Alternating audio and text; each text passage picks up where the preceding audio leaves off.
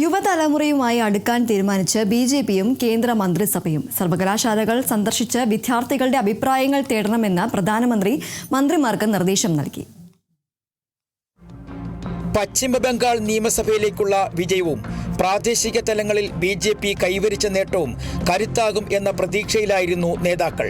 എന്നാൽ ജന്തർ മന്ദിർ സമരവും ബീഹാറിൽ പ്രശാന്ത് കിഷോറിനുണ്ടായ വിജയവും ബിജെപിക്ക് തലവേദനയായി മാറുകയാണ്. CJPയെ അടിച്ചമർത്തി മുന്നോട്ടു പോകാം എന്നായിരുന്നു പ്രതീക്ഷ. എന്നാൽ സമരം ഓരോ ദിവസവും ശക്തിപ്പെട്ടതും ധർമ്മേന്ദ്ര പ്രധാൻ രാജിവെച്ചതും ബിജെപിക്ക് തിരിച്ചടിയായി എന്നാണ് നേതാക്കൾ പറയുന്നത്. മാത്രവുമല്ല, അടിസ്ഥാന വിദ്യാഭ്യാസ മേഖലയായ സ്കൂളുകളിലേക്ക് CJPയുടെ അടവ് മാറ്റിയതോടെ ബിജെപിയും മാറി ചിന്തിക്കുകയാണ്.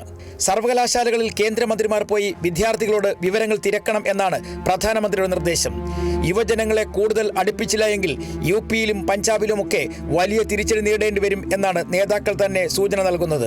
ജെൻസി സമരങ്ങളിലെ വില കുറച്ച് കാണരുതെന്ന നിർദ്ദേശമാണ് പ്രധാനമന്ത്രി മന്ത്രിമാർക്ക് നൽകിയിരിക്കുന്നത്. CJP സമരത്തിന്റെ ചുവട് പിടിച്ച് കോൺഗ്രസും പ്രവർത്തനം ശക്തിപ്പെടുത്താൻ നീക്കം തുടങ്ങിയതോടെയാണ് യുവാക്കളിലേക്ക് കൂടുതൽ അടുക്കാൻ BJP തയ്യാറെടുക്കുന്നത്. പ്രധാനമന്ത്രി നരേന്ദ്രമോദിയുടെ പിറന്നാൾ ദിവസം യുവാക്കൾക്ക് അനുകൂലമായ കൂടുതൽ പ്രഖ്യാപനങ്ങൾ പ്രതീക്ഷിക്കുന്നുണ്ട്.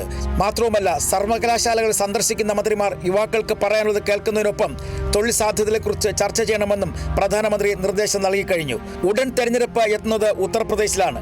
അവിടെ പരാജയമുണ്ടായാൽ അടിതെറ്റുമെന്ന് അമിത്ഷാ ഉൾപ്പെടെയുള്ള നേതാക്കൾക്ക് അറിയാം. പശ്ചിമബംഗാളിൽ BJP ഭരണം പിടിച്ചെത്തെങ്കിലും പാർലമെന്റിൽ 3/2 ഭൂരിപക്ഷം എന്ന BJP സ്വപ്നം ഇപ്പോഴും യാഥാർത്ഥ്യമായിട്ടില്ല. News desk Kerala vision news. നിങ്ങളുടെ പഴയ സ്വർണത്തിന് ഏറ്റവും കൂടിയ വില അല്ലേ? അതെ.